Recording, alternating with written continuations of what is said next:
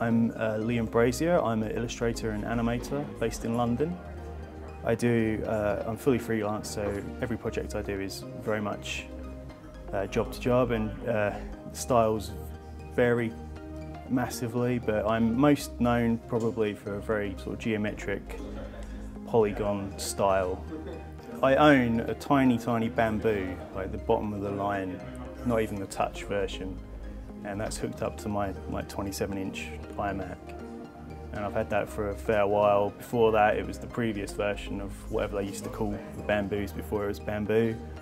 And that lasted a lot longer than the new ones last, but that died. And prior to that, when I was working as a retoucher, I had some massive like Intuos type thing, or whatever it was called when they were big and beige. Yeah. Back in the day. But this is my first ever hands-on with any sort of Cintiq product. So what were you looking for from the Cintiq Companion? Well, I think the major plus point of it is its mobility. I sold my laptop, I had a MacBook, and that was kind of my mobile device. And earlier in the year I sold it to fund the new desktop machine, because especially with animation that I work in, you need a bit of grunt to get things done. And so I was completely without a sort of mobile solution really, and I was hoping, and I was pleasantly surprised by how this does mostly answer that need. I prefer, I think, using this as a mobile device to create on than the previous laptop plus a little thing. There's no way to do that on a sofa, really, yeah. Which is the deal. I mean, I did a lot of that, really. It was kind of, I guess I was that guy in the coffee shop.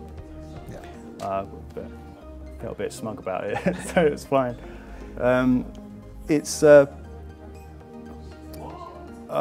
You know, I have some qualms with it, but as this is a very portable thing. This is pretty much the size that my laptop was closed. So I trust my hands a lot more than I do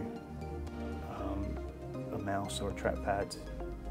That's why I've used a stylus for a long time, but drawing on the screen has taken away that extra layer of distance, that alienation you get between what's in your brain, your hand, and the computer. So it's been great for that, and I can definitely see the benefit of why everyone forks out for these things in the end.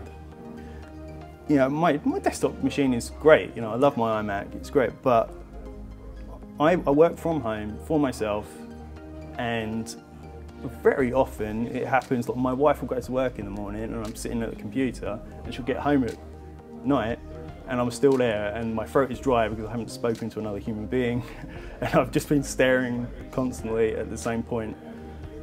So, yeah, you know, I'm living the dream. I'm working on the sofa, by which I mean bed. So, there's definite kinks. I think at the end of the day, it feels very much like it's new territory for them, and there's definite kinks. The stand that comes with it is pretty awful.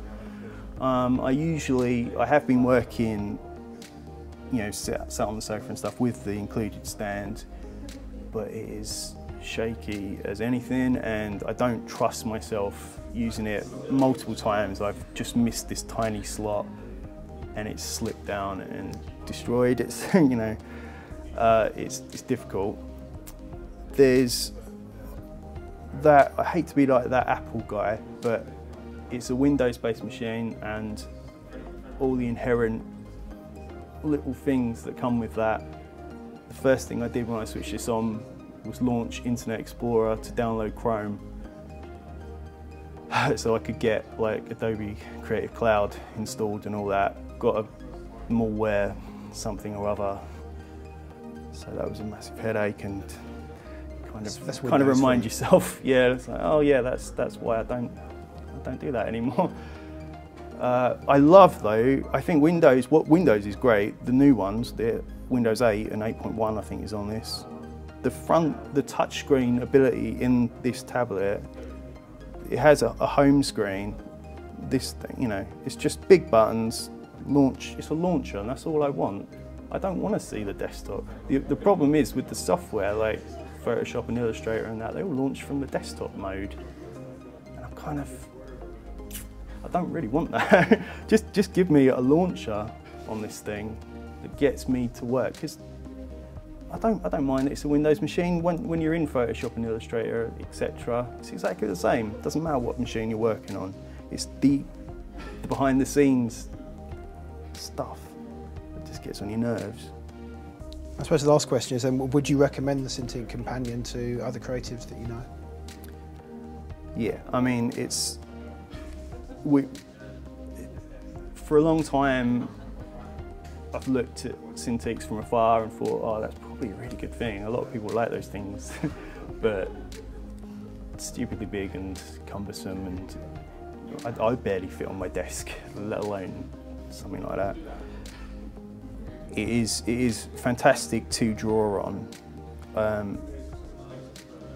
That's been a kind of revelation. I do a lot of this geometric artwork, and I do hand-drawn stuff too, and I've done a few projects with that as well, and that for me took me back to pad on my lap, you know, sketching, and yeah, that was kind of eye-opening, I think. It was, I hated doing that as a student, you know, doing a long thing, but I liked it, yeah.